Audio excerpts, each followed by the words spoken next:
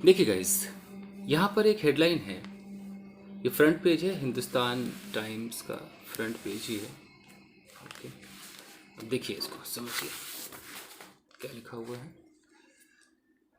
यह लिखा है कि अतीक अहमद सन। पहले हेडलाइन में देखिए किस तरह की इंग्लिश होती है, फिर कॉमा करके लिखा है कि एड किल्ड इन यूपी एनकाउंटर। यहाँ तक तो क्लियर है कि अतीक अहमद का बेटा, ठीक है, कॉमा एड। एड का मतलब होता है सहायक, जो उसका साथ दे। तो हो सकता है उसका कोई, उसके साथ कोई रहा होगा, उसको एड कहा जाता है। ये जो किल्ड है गाइस, इस किल्ड को हम क्या समझें? इस तरह से जब अगर कोई V3 आने लगे हेडलाइन में, तो हम इसको पैसिव समझेंगे। हेडलाइन के अंदर पूरा एकदम फुल कायदा कानून वाला पैसिव नहीं होता है। मैं इस चीज़ को आपको समझाने की कोशिश करता हूँ। अगर आप बिगनर हैं तो आप वीडियो देखिए, सिर्फ बिगनर के लिए वीडियो है। देखिए, कोशिश करता हूँ, आपको समझाता हूँ। हेडलाइन में जब भी हम हेडलाइन देखेंगे, हमें दिमाग में क्या क्या रखना है? सबसे पहले, ज़्यादातर हेडलाइन किस टेंस में होते हैं? प्रेजेंट इंडेफिनिट में होते हैं। लिखा होगा प्रेजेंट इंडेफिनिट, बट हम इसका मीनिंग क्या समझेंगे? हम समझेंगे कंप्लीटेड, काम हो गया है, हम ऐसा समझेंगे। दूसरा, हमें क्या दिखाई देगा? हमें V3 दिखाई देगा। तो V3 को हम क्या समझेंगे मीनिंग? हम समझेंगे कि भाई ये पैसिव है। अच्छा, V3 ऐसा कंफ्यूज कर देगा आपको। एग्जाम्पल के तौर पे ऐसा लिखा होगा कि अ बॉय स्टैब्ड एट, मान लीजिए कोई जगह लिखा है गाजियाबाद। अब आपको लगेगा, जिनको थोड़ी सी मतलब उतना नहीं पता है, उनको लगेगा कि अच्छा बॉय ये सब्जेक्ट हो गया, स्टैब मतलब चाकू मारना, ये वर्ब का सेकंड फॉर्म, लड़के ने चाकू मार दिया, और बॉय स्टैब, लड़के ने चाकू मार दिया एट गाजियाबाद, गाजियाबाद में मारा होगा। आप ऐसे समझेंगे, जबकि ये गलत है। इसका मतलब क्या हो गया? लड़के को चाकू मार दिया गया। ये स्टाइल होता है हेडलाइन का, इसको पकड़िए गाइस। अब अगर मैं एकदम रियल पैसिव करूं, प्योर जो पैसिव है, प्योर पैसिव, तो ये कैसे लिखा होगा? अ बॉय, पास्ट इंडेफिनिट का पैसिव है तो यहां पर वॉज होना चाहिए। बॉय वॉज स्टैब्ड एट, जो भी जगह का नाम है, गाजियाबाद है, जो भी ऐसे लिखा रहता है। तो अ बॉय वॉज स्टैब्ड का मतलब है कि एक लड़के को चाकू मार दिया गया। यहाँ लड़का रिसीवर है, डूअर नहीं है, कुछ कर नहीं रहा है, ये चाकू नहीं मार रहा है, चाकू इसे लग रही है। समझ रहे?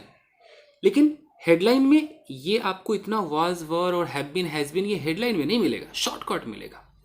तो अब बताइए कि यहां पर जो है कि अतीक अहमद का बेटा और साथी किल्ड, तो बेटे और साथी ने किसी को मारा कि बेटे और साथी को मार दिया गया? खुद समझिए, इन दोनों को मार दिया गया। किल्ड कहाँ?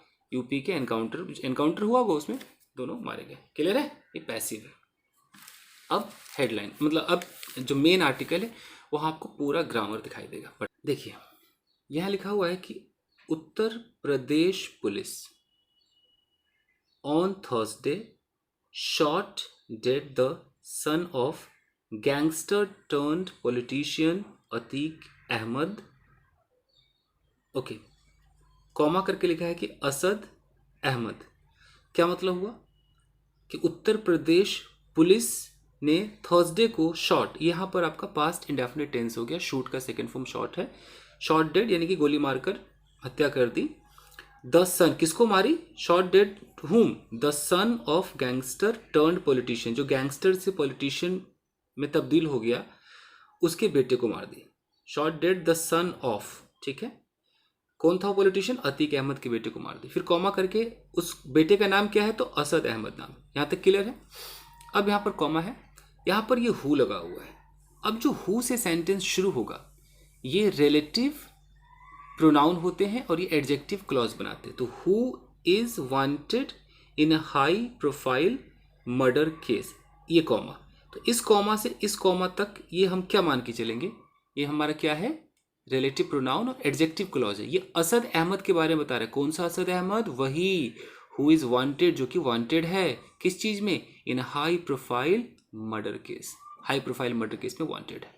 तो जो लोग बिगनर्स हैं वो ये मान के चले कि अखबार में उनको रिलेटिव प्रोनाउन, इसको आप दो नाम दे सकते हैं। एक आप इसे कहते हैं कि भाई मुझे रिलेटिव प्रोनाउन वाले स्ट्रक्चर पता होने चाहिए। रिलेटिव प्रोनाउन में आपको हु दिखाई देगा जो कि इंसानों के लिए है, विच दिखाई देगा जो कि जानवरों के लिए, नॉन लिविंग थिंग्स के लिए है, और दैट दिखाई देगा स्पेशल कंडीशन में जो किसी के लिए भी यूज़ हो सकते हैं, चाहे इंसान हो, जानवर हो, कुछ भी हो, वो स्पेशल कंडीशन। ये तीन चीज़ें आपको दिखाई देती हैं। ओके, और आपको अगर उसे ऑब्जेक्ट के रूप में दिखाना है तो आपको होम भी दिखाई देगा, पोजीशन के रूप में दिखाना है तो आपको विच, मतलब जानवरों के लिए ऑफ विच चलता था पहले, बट लोग आजकल मतलब नहीं लगाते हैं, हुज लगा देते हैं सबके लिए, तो ये सब आपको दिखाई देगा। तो ये जितने हैं ना रिलेटिव प्रोनाउंस है जो सब्जेक्ट, ऑब्जेक्ट, पोजीशन वगैरह को दिखाता है। अच्छा, तो एक तो ऐसे समझना पड़ता है, एक समझना पड़ता है कि यार हमें एडजेक्टिव क्लॉज पता होना चाहिए। एडजेक्टिव क्लॉज अगर आप अखबार पढ़ना चाहते हैं, समझना चाहते हैं, तो ये एडजेक्टिव क्लॉज क्या है? यही रिलेटिव प्रोनाउन के सेंटेंस को एडजेक्टिव क्लॉज कहते हैं। अगर मैं कहता हूं कि द बॉय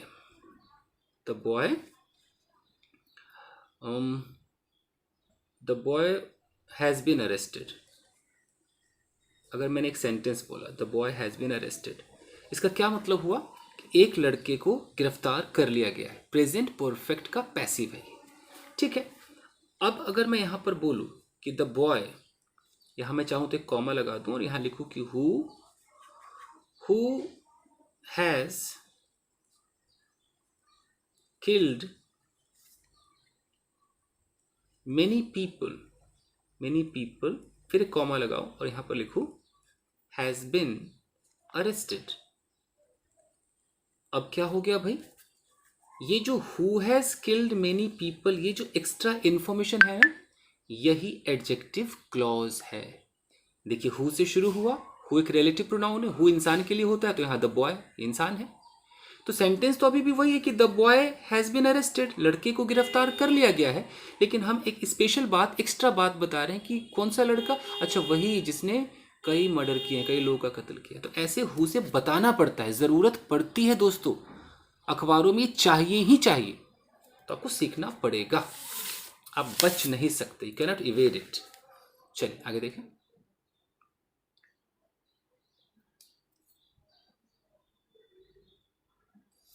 अब है यहाँ लिखा है कि ड्यूरिंग अ गन बैटल, तो उसका जो एनकाउंटर हुआ, जो मौत हुई, कैसे हुआ? During a gun battle. During का मतलब होता है कि उस चीज़ के दौरान, एक गन बैटल, बैटल मतलब युद्ध होता है, तो एकदम गोली वोली चल रही थी, तो उस गन बैटल में मौत हो गई। कहाँ पे चल रही थी? इन स्टेट्स, झांसी डिस्ट्रिक्ट, राज्य के झांसी डिस्ट्रिक्ट में हो रहा था।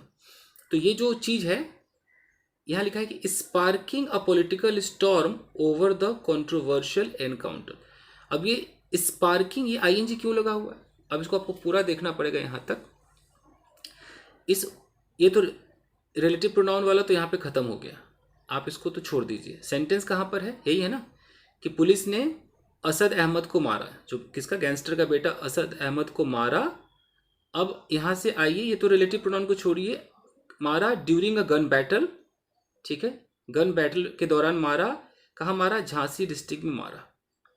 तो ये जो उत्तर प्रदेश पुलिस ने शॉट किया, स्पार्किंग अ पॉलिटिकल स्टॉर्म, तो ये स्पार्क कर रहा है पॉलिटिकल स्टॉर्म को, मतलब कि जो हिंदी में क्या बोलते हैं कि एक मतलब जो नेताओं वाला जो राजनीतिक आंधी, यूँ कह लीजिए, राजनीतिक आंधी को ये चिंगारी दे रहा है, ये जो एनकाउंटर हुआ है। तो यहाँ पर ये, इसको बोलते हैं प्रेजेंट पार्टिसिपल, कि इसको ऐसे बोलेंगे, राजनीतिक आंधी को मतलब कि चिंगारी देते हुए ओवर कंट्रोवर्शियल एनकाउंटर, ये जो कंट्रोवर्शियल विवादित एनकाउंटर है, पुलिस ने ऐसा किया।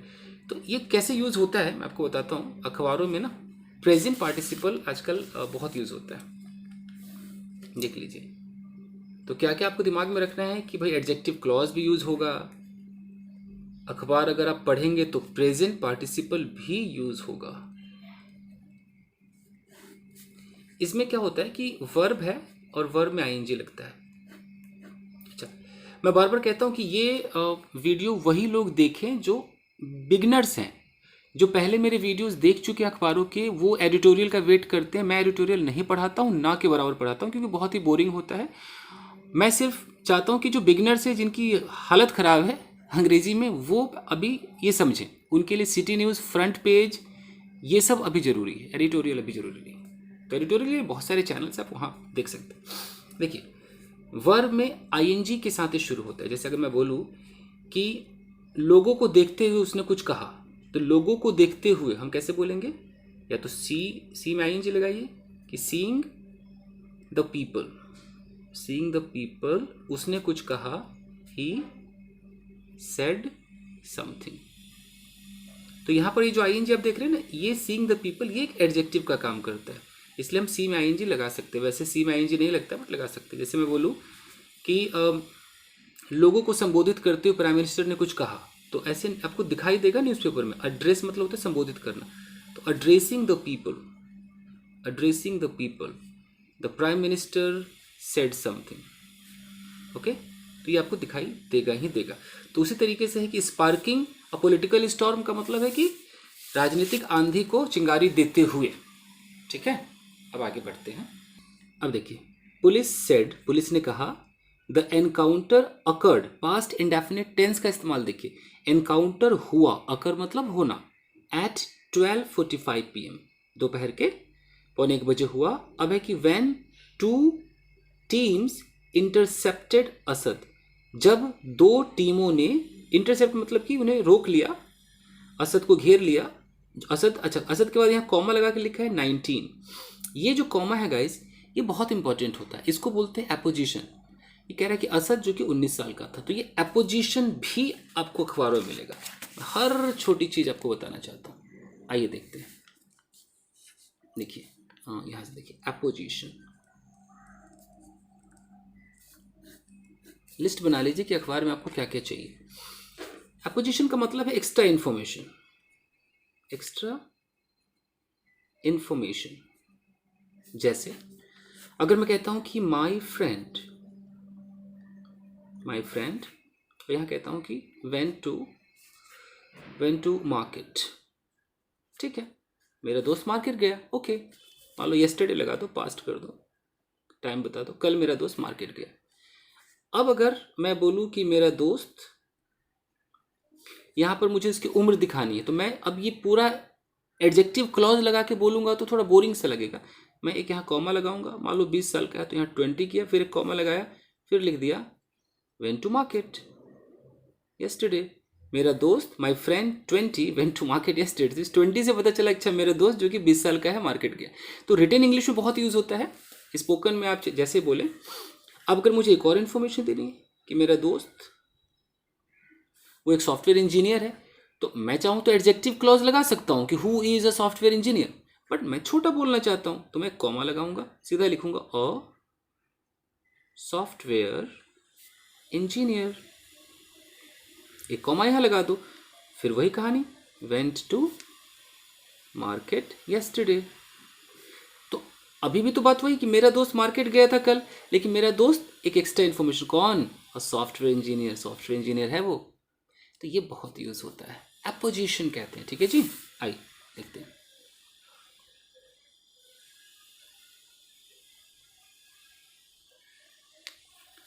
हाँ जी, तो उन्होंने असद को घेरा जो कि 19 है, एंड गुलाम हसन को घेरा। ठीक है, फिर यहां देखिए कॉमा करके लिखा है ना, हिज 40-year old अकम्प्लिस। देखो कितना बड़ा एपोजिशन लगा हुआ है, देख रहे? ये जो फ्रेज है, फ्रेज इन एपोजिशन कहते हैं इसको, कि गुलाम हसन के बारे में एक्स्ट्रा इन्फॉर्मेशन है। कौन गुलाम हसन? हिज 40-year-old अकम्प्लिस, उसके 40 साल का साथी, 40 साल का था, असद 19 साल का था। ठीक है जी, अब देखते रहिए। On the Kanpur Jhansi highway, कहां पर इन लोगों को घेरा गया? कानपुर झांसी हाईवे पर, फुल स्टॉप। अब है कि both were absconding after being named in the murder of Umesh Pal. पहले यहां पे रुकते हैं।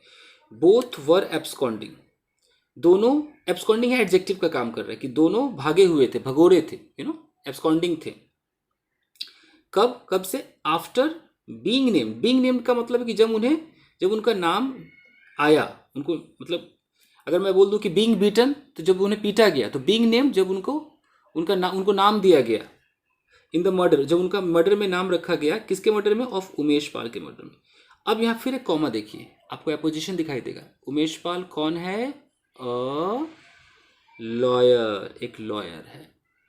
अब उस एपोजिशन में फिर एक एडजेक्टिव क्लॉज देखिए, हु वॉज अ की विटनेस, जो कि एक महत्वपूर्ण गवाह था। की मतलब महत्वपूर्ण। अब देख रहे सेंटेंस कैसे जुड़े होते हैं, कभी एपोजिशन होगा, कभी एपोजिशन में रिलेटिव प्रोनाउन लग करके एडजेक्टिव क्लॉज बना देंगे, हु वॉज अ की witness in a sensational 2005 murder. Sensational, जो पूरा हंगामा मचा दे, पूरा पब्लिक में लोग बातें करे, ऐसा एक 2005 में मर्डर हुआ था, उसका वो गवाह था। एंड हु वॉज, फिर एंड लगा के फिर एक रिलेटिव प्रोनाउन है, and who was gunned down. Gun down एक फ्रेजल वर्ब है, इसका मतलब होता है गोली मारकर हत्या करना, जिसकी हत्या कर दी गई अलॉन्ग विथ 2 पुलिस गार्ड्स, साथ ही साथ 2 पुलिस वाले भी थे, उसकी भी हत्या कर दी गई आउटसाइड हिज होम, उसी के घर के बाहर। कहाँ पर? इन प्रयागराज। ये प्रपोजिशन फ्रेज है, लोकेशन बता रहा है। ऑन कब? On February 24। कभी भी कोई डेट आएगा तो ऑन प्रपोजिशन आएगा। इसे कहते एकदम बारीकी से सीखना, एकदम क्लियर रखिए एक पॉइंट। ठीक है जी, आगे बढ़े। आइए, अब है Asad and Ghulam were wanted. सब स्टेट ऑफ बीइंग है। ये यहाँ वांटेड एडजेक्टिव है कि असद और गुलाम क्या थे? वांटेड थे। किस चीज में? In the Umesh Pal murder case. Umesh Pal के मर्डर केस में वांटेड थे। ओके। And were carrying. अब यहाँ देखो, एंड लगाते यहाँ वर लगाया, यहाँ फिर से सब्जेक्ट नहीं लगाया, फिर से असद गुलाम नहीं कहा गया, वो हो गया। सिर्फ वर्ब लगा दिया वर्ब, और यहाँ मेन वर्ब लगा दिया कैरिंग, हेल्पिंग वर्ब और मेन वर्ब, यानी कि पास्ट कंटिन्यूअस टेंस में बदल दिया। ये कला भी आनी चाहिए, स्टेट ऑफ बीइंग से तुरंत पास्ट कंटिन्यूअस टेंस में कन्वर्ट करना और फुल स्टॉप भी ना देना एंड लगा करके, कितनी बड़ी कला है। And were carrying a reward of 5 lakh each.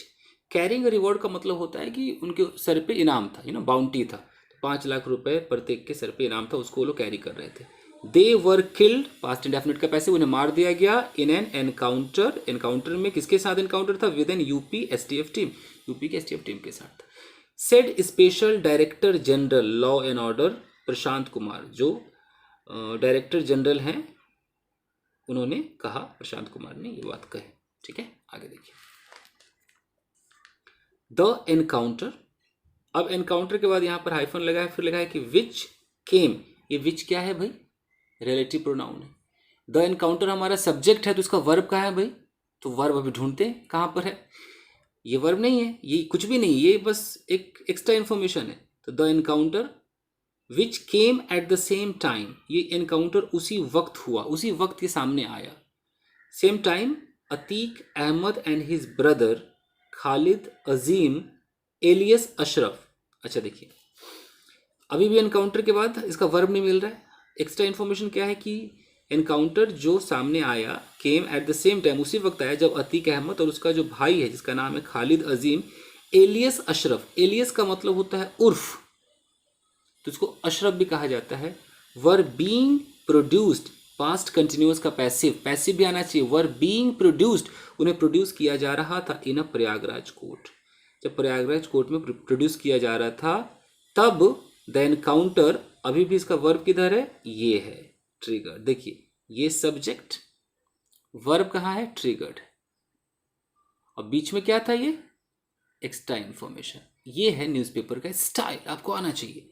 तो एनकाउंटर ने ट्रिगर किया, उकसा दिया अ पॉलिटिकल कंट्रोवर्सी, जो राजनीतिक जो कंट्रोवर्सी है ना, उसको उकसा दिया। With the opposition condemning the lack of due process. With the opposition का मतलब है कि अपोजिशन जो कि कंडेम कर रही, कंडेम मतलब कि बुराई कर रही, क्रिटिसाइज कर रही कि लैक ऑफ ड्यू प्रोसेस है, जो भी एक ड्यू प्रोसेस होता है किसी को पकड़ने का, उसकी कमी को बताया है। एंड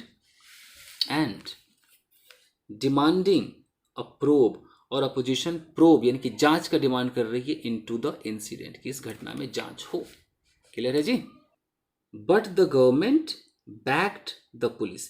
बैक का मतलब होता है समर्थन करना, लेकिन सरकार ने समर्थन किया पुलिस का।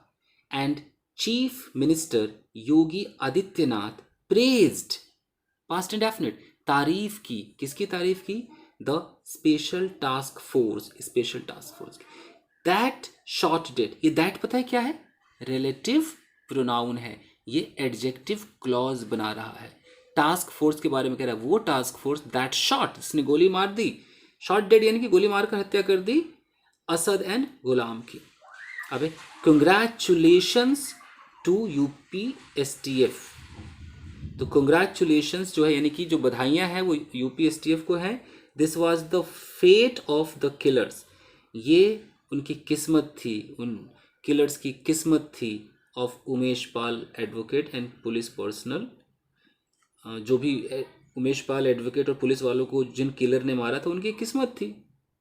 Tweeted deputy chief minister Keshav Prasad Maurya, Keshav Prasad Maurya ने इस चीज़ को ट्वीट किया, हिंदी में ट्वीट किया। This is the third controversial encounter, तीसरा कंट्रोवर्शियल एनकाउंटर है connected to the Umesh Pal murder case, जो कि कनेक्टेड है उमेश पाल मर्डर केस से। ये जो आप कनेक्टेड देख रहे हो ना, इसे बोलते हैं पास्ट पार्टिसिपल फ्रेज, ये भी एडजेक्टिव का काम करता है, पास्ट पार्टिसिपल फ्रेज। ठीक है जी, तो ये सारी चीज़ें आपको आनी चाहिए। तो ये एक छोटी सी इन्फॉर्मेशन, आई होप कि आपके समझ में आया होगा। ऐसे ही बिगिनर्स को मैं आगे बढ़ाता रहूँगा। अगर आप नए हैं, चाहते हैं कि आप सेंटेंस को समझें, तो आप चैनल को अभी करें सब्सक्राइब और जुड़ जाएं, और पुराने हैं तो बस लाइक कीजिए और बने रहिए। थैंक यू गाइस, मिलते हैं अगले एपिसोड में। Thank you.